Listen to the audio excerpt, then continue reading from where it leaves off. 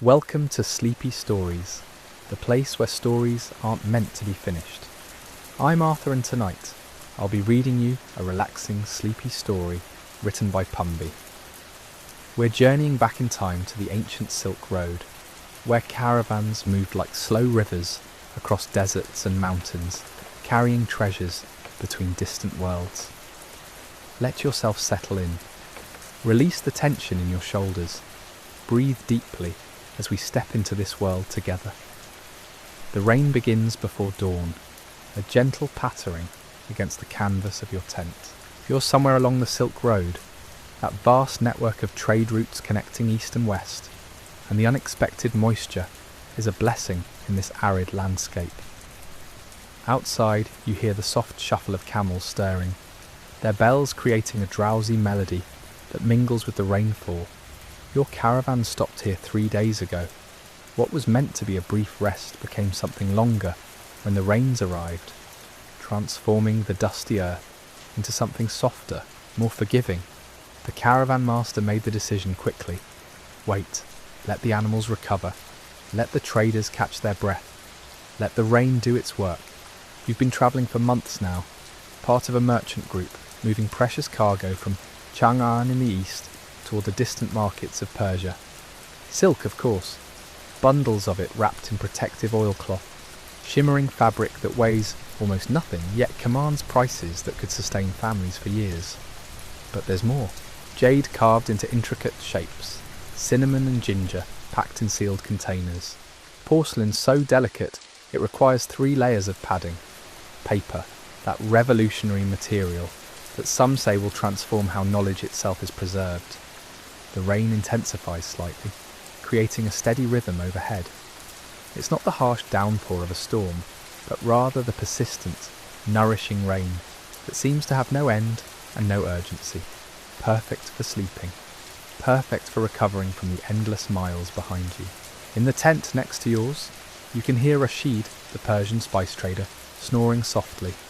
He joined your caravan in Kashgar, bringing with him stories of the Mediterranean coast and descriptions of cities you've only imagined. His presence added new dimensions to the evening gatherings around the fire, when traders would share tales from their homelands, each story more fantastical than the last. You think about last night's gathering.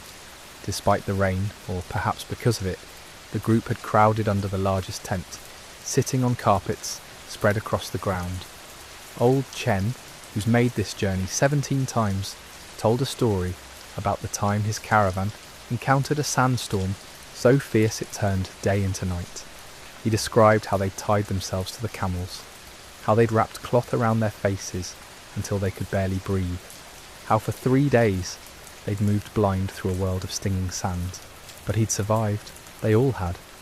That was the point of these stories, not to frighten, but to remind everyone that the Silk Road had been crossed countless times before, that its dangers were real but manageable, that patience and preparation could see you through almost anything. The rain continues its soothing percussion. You shift slightly in your bedding, layers of felt and wool that the caravan provides for its travellers. It's surprisingly comfortable, this nest you've created. Your pack serves as a pillow, positioned just right after weeks of adjustment. You've learned which angle works best, how to arrange your belongings, so everything you might need is within reach. Outside, someone is moving through the camp. You recognise the footsteps of Dmitri, the guard who takes the pre-dawn watch. He's Russian, tall and quiet, with eyes that seem permanently narrowed from years of scanning horizons for danger. He never speaks unless necessary, but his vigilance lets everyone else sleep peacefully. You hear him pause near your tent, probably checking that all is secure, then continue his rounds. The camels settle again. These creatures have become familiar companions over the months. Each has its own personality. There's the lead camel, a massive male with a scarred face and an imperious attitude. The younger ones who occasionally try to challenge the hierarchy. The females who carry the most precious cargo because they're steadier, more reliable. You've learned to read their moods, to understand when they're content or anxious or simply tired of walking. Dawn must be approaching, though the heavy clouds, make it impossible to tell exactly. The rain has found a new rhythm now, slightly lighter but more musical, as if it's dancing across different surfaces. The canvas overhead, the wooden supports, the water pooling in deliberate channels dug around each tent. Someone planned this camp well, understanding how to work with rain rather than against it. You remember arriving here, this small oasis tucked between rocky hills. There's a spring, precious water that bubbles up from deep underground, creating a small pool surrounded by date palms and tough desert grasses. The location has been used by caravans for centuries. You can see evidence everywhere. Stones arranged in old fire pits, worn paths leading to the best camping spots. Even some faded markings on rocks, messages left by previous travellers. The caravan master, a weathered Sogdian named Bukhara, explained that this oasis appears in maps and travel guides, going back generations. Merchants share information like this, he said. They pass down knowledge about where to find water, which routes avoid bandits, what times of year make certain passages impossible. The Silk Road isn't just a physical path, but an accumulated wisdom, a collective memory of thousands of journeys. Your breathing has synchronized with the rain now, slow and steady. The combination of sound and warmth is pulling you deeper into rest. Tomorrow, or perhaps the day after, the caravan will move again. But for now, there's only this moment, this tent, this rain, this perfect suspension between the journey behind and the journey ahead. Welcome to Sleepy Stories, the place where stories aren't meant to be finished. I'm Arthur, and tonight I'll be reading you a relaxing, sleepy story written by Pumby. We continue our journey along the ancient Silk Road, sheltered in a desert oasis, while rain falls softly outside. Let yourself settle deeply into comfort as we drift through this peaceful moment, suspended in time. Take a slow breath and let the story carry you towards sleep.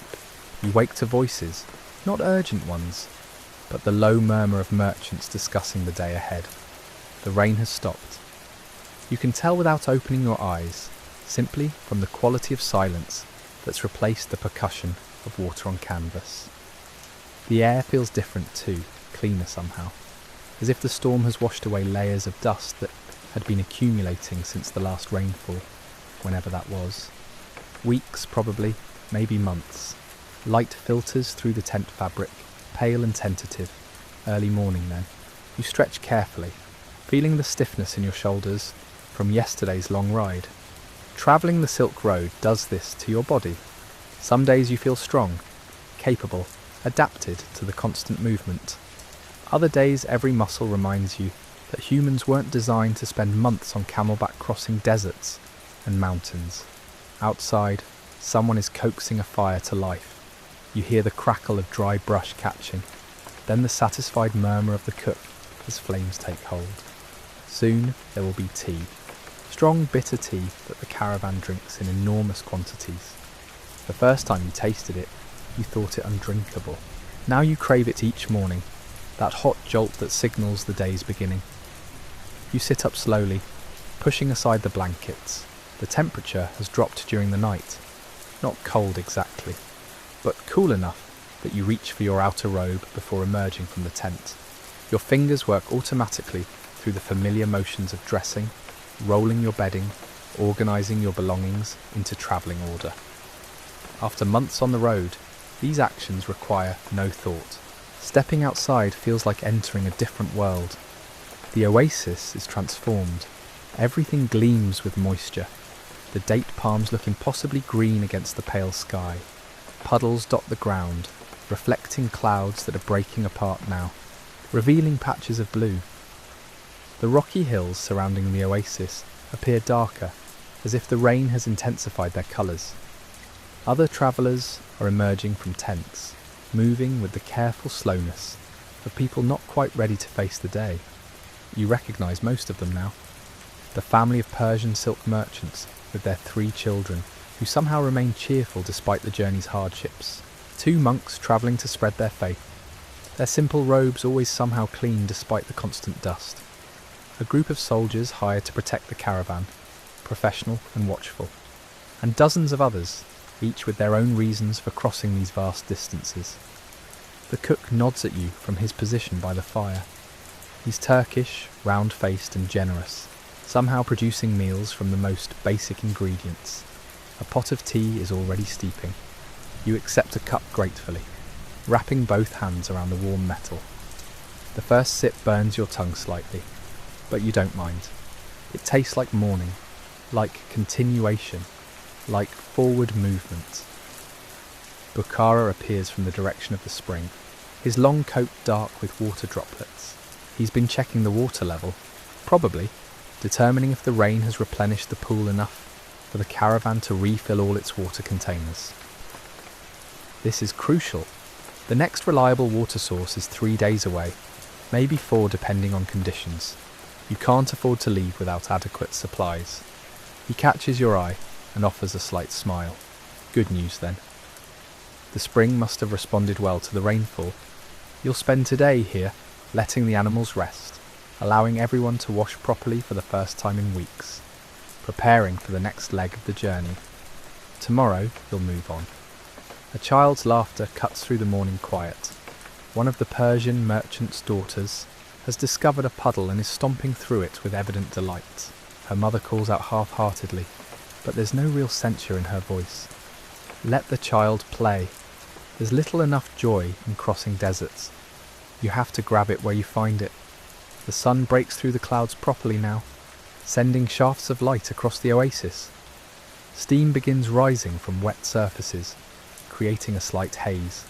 The transformation is remarkable. Within an hour, most evidence of the rain will have vanished, absorbed by the thirsty earth, or evaporated into the dry air. By afternoon, you'll wonder if the storm actually happened, or if you dreamed it.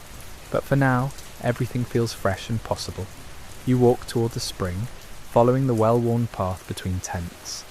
Other travellers are doing the same, drawn by the promise of clean water. The pool is indeed fuller than yesterday, its surface mirror smooth in the still morning air.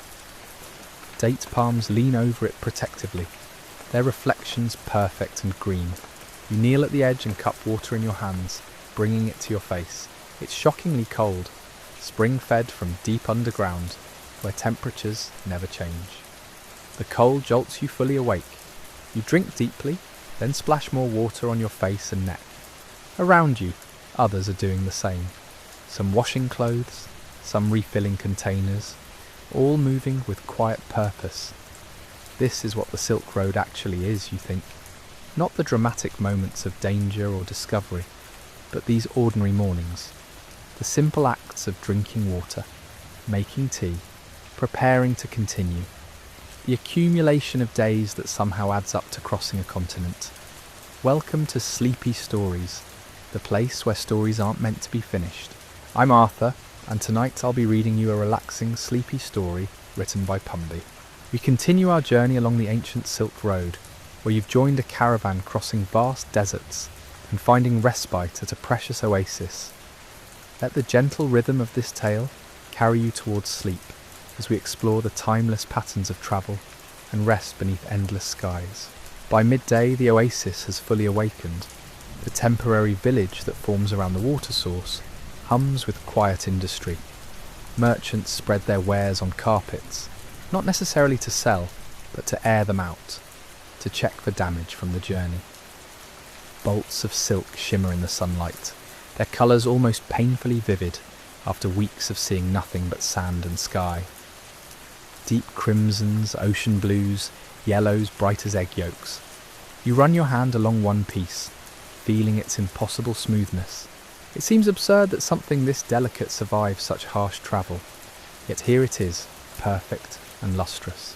The Armenian trader who owns it watches you with knowing eyes. He understands the wonder. He's made this journey 17 times, he tells you, and still marvels that fragile beauty makes it through. His Mandarin is accented but clear. You've picked up enough of the language now to hold basic conversations. The Silk Road teaches you this, if nothing else. How to communicate across barriers, how to find common ground in trade and travel. Near the spring, someone has hung wet laundry on ropes strung between palms. tunics and trousers flap gently in the breeze.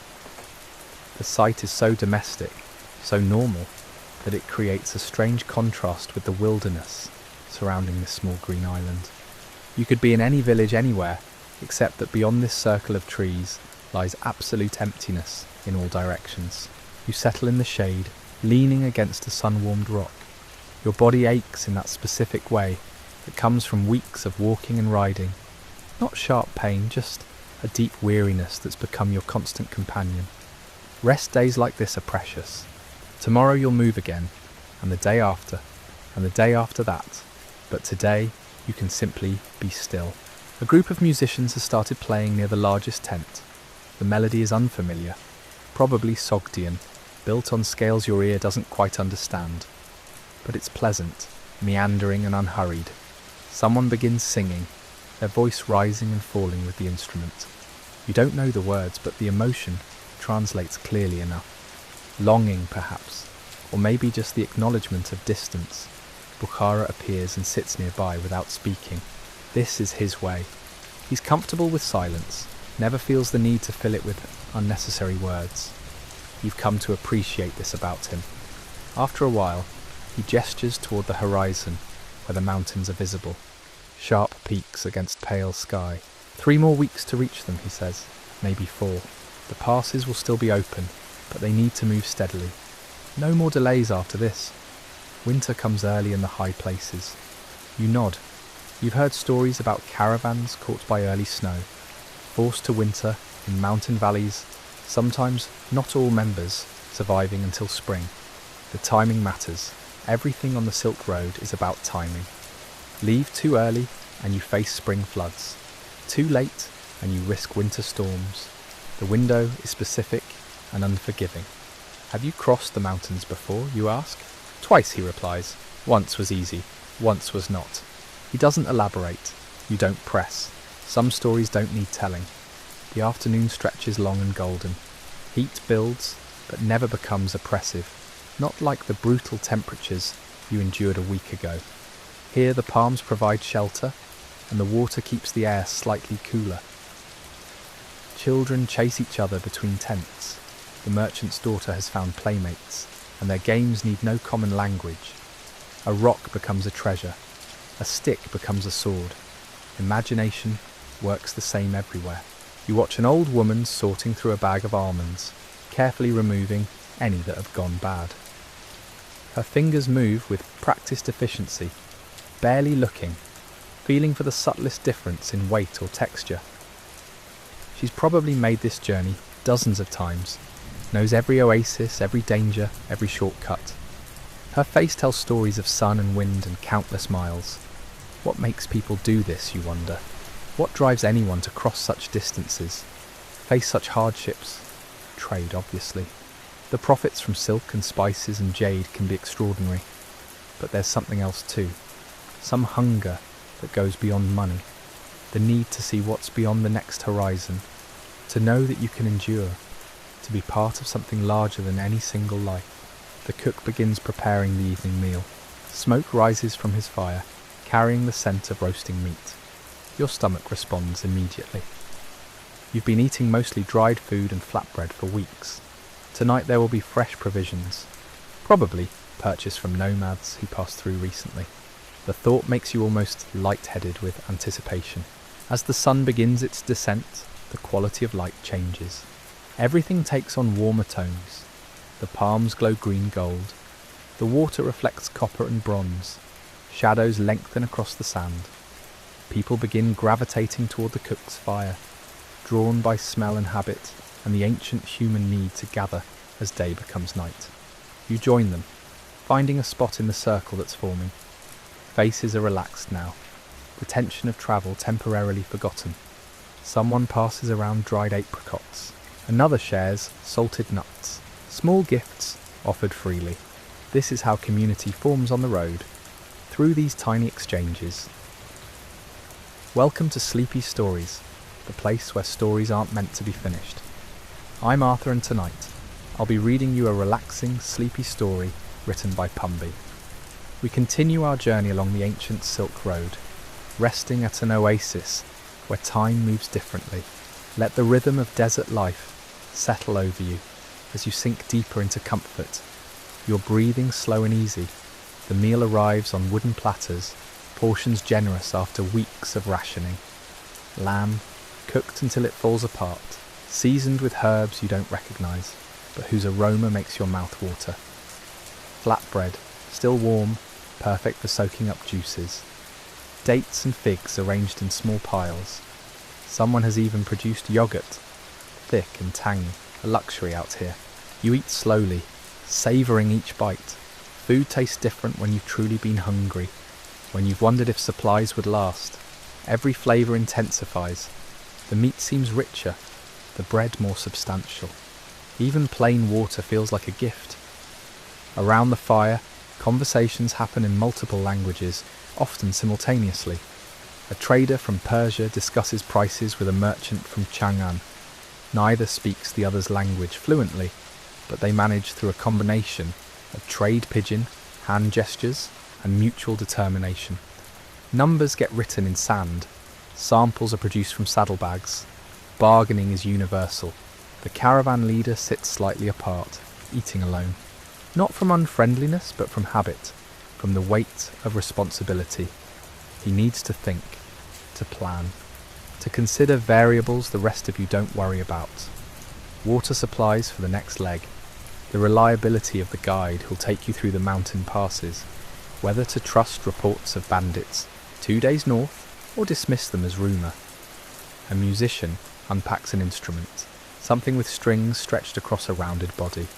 He tunes it carefully, adjusting pegs, listening with his head tilted. Then he begins to play. The melody is unfamiliar, but somehow perfect for this moment. Not too energetic, not demanding attention, just there. Background music for tired travellers. The merchant's wife hums along softly. She knows this song, or one like it. Her daughter has fallen asleep against her shoulder, exhausted from playing. The woman strokes the child's hair absently, her expression distant, thinking of home probably, of people waiting for their return. How long have they been travelling, you wonder? Months certainly, maybe close to a year. The Silk Road isn't a journey you rush. It's measured in seasons, not weeks. Spring departure, summer crossing, autumn arrival, if fortune smiles.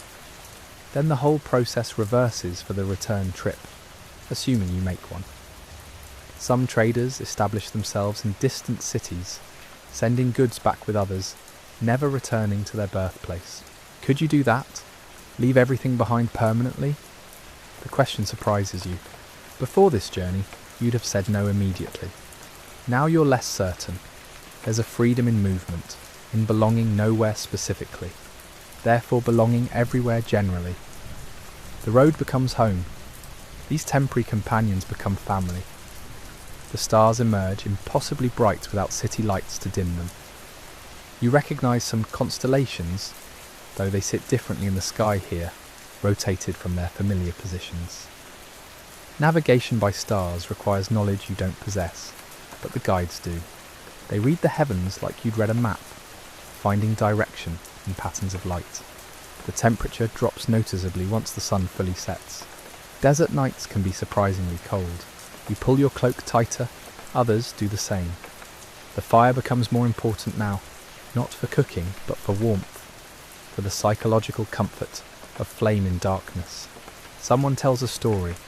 You catch maybe half the words, but the rhythm is clear. A tale of adventure, probably embellished, possibly entirely fictional. The storyteller uses his whole body, gesturing dramatically, changing his voice for different characters. His audience responds with laughter at the right moments, gasps of surprise, satisfied nods at the conclusion. Stories are currency on the road, as valuable as silk or spices. They pass time, they teach lessons, they connect people across language barriers, because a good story transcends specific words. You understand this one well enough. A clever traveller outwits a greedy merchant. Justice prevails. The moral is clear. The cook distributes tea, bitter and strong, served in small cups without handles. You wrap both hands around yours, absorbing the warmth. The liquid is too hot to drink immediately, so you wait, watching steam curl upward, dissipating into night air. Across the fire, two men argue about the best route through the mountains. Not angrily, but with the intensity of people who've both made the crossing and have strong opinions. One advocates the lower pass, longer but safer. The other prefers the high route, dangerous but faster. They'll never agree, but the debate seems to satisfy something in both of them. The musician transitions to a different song, slower, more melancholic. Several people begin preparing for sleep, unrolling mats, arranging saddles as pillows. The fire burns lower. No one adds wood. Let it fade naturally. Conserve fuel for tomorrow. You should sleep too. Tomorrow means more walking, more sun, more miles. But you're reluctant to leave this moment. There's something precious about it. This gathering of strangers who've become companions. This temporary community that will dissolve and reform in different configurations as people join and leave the caravan. The old woman who sorted almonds earlier catches your eye and smiles, a brief acknowledgement. She understands. She's felt this before, probably hundreds of times. The bittersweetness of the road. Constant motion means constant goodbye, but it also means constant renewal, endless possibility. The merchant's daughter stirs, murmurs something in her sleep. Her mother adjusts her position, gently, supporting her weight differently. The child settles again, peaceful, dreaming perhaps of the home she left behind or the destination still ahead. Or maybe just dreaming of being a child, which needs no specific location. The caravan leader stands, stretches. He walks to the edge of camp, looking out at darkness, listening for what you don't know. Danger maybe, or just satisfying himself that all is well. He stands there several minutes before returning to the fire, apparently content. Welcome to Sleepy Stories, the place where stories aren't meant to be finished. I'm Arthur, and tonight I'll be reading you a relaxing, sleepy story written by Pumby. We conclude our journey along the Silk Road, where a caravan rests under desert stars. Let the rhythm of ancient trade routes and the warmth of shared firelight guide you into peaceful sleep. Take a deep breath, settle into comfort, and let the story wash over you. The stars wheel overhead, imperceptibly slow. Constellations shift positions as hours pass, though you'd need to watch a long time to notice. The cosmos turns according to laws older than human memory, indifferent to the small concerns of travellers below. Yet there's comfort in that indifference. The universe doesn't care about your worries, which somehow makes them feel lighter, less significant. You're part of something vast. Your individual troubles matter less when you consider the scale of everything. A shooting star streaks across the sky. Someone makes a wish. You don't know what they wished for, but you hope it comes true. Small kindnesses like that cost nothing. The musician has stopped playing. His instrument rests beside him as he lies on his back, hands behind his head, contemplating the heavens. Music and astronomy aren't so different, really.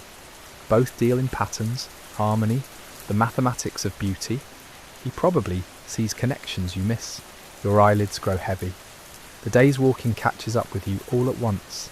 Your legs ache in that satisfying way that comes from honest efforts. Miles earned step by step. Tomorrow will bring more of the same. But right now, rest is all that matters. You arrange your belongings as a pillow. Not particularly comfortable, but adequate. Comfort is relative anyway. After enough nights on the ground, you stop noticing the hardness. Your body adapts. That's what bodies do. They're remarkably resilient when given no choice. The fire is embers now, glowing red and orange, pulsing slightly as air moves through them. Beautiful in their own way, these dying coals. They'll be ash by morning, cold and grey, but for now they hold remnants of heat and light. Someone snores softly, then another person. The camp fills with the gentle sounds of sleeping humans, breathing in various rhythms, the occasional shift of position, a murmured word from someone dreaming. This is the sound of safety, of people relaxed enough to become vulnerable. trust expressed through unconsciousness. You close your eyes, darkness behind your eyelids isn't quite total. You still sense the ember glow, warm and reddish through closed lids. Your other senses sharpen slightly, the smell of smoke and sand, the feel of slight breeze on your face, the distant sound of camels settling for the night, their peculiar groaning complaints. Sleep approaches like a tide, gradual and inevitable. You feel yourself drifting. Thoughts become less linear, more abstract. Images float through your mind without narrative connection. The blue door of a building in Samarkand, the taste of pomegranate, your mother's voice, though you can't remember what she's saying. A pattern in tile work, the weight of water in your hands. Somewhere between waking and sleeping, you hear the caravan leader speak quietly to someone on watch. Changing shifts probably. One person's vigilance ending, another's beginning. The cycle continues.